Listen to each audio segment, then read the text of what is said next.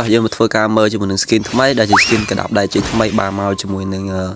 ក្អៅកីឡាមកឈុតដែរបាទជាមួយនឹងកណ្ដាប់ដៃថ្មីនិយាយទៅដូចជា Free Fire ខានលាក់ជាមួយនឹងកណ្ដាប់ដៃយូរហើយឥឡូវនេះចេញជាមួយនឹងកណ្ដាប់ដៃស្អីគេដែលបាទមានរូបស្លាកមានរូបអីចឹងណាហើយមកជាមួយនឹងអាវកីឡាលេខពើ20អញ្ចឹងណាហើយជាមួយនឹងខោកីឡាបាទចឹងទៅ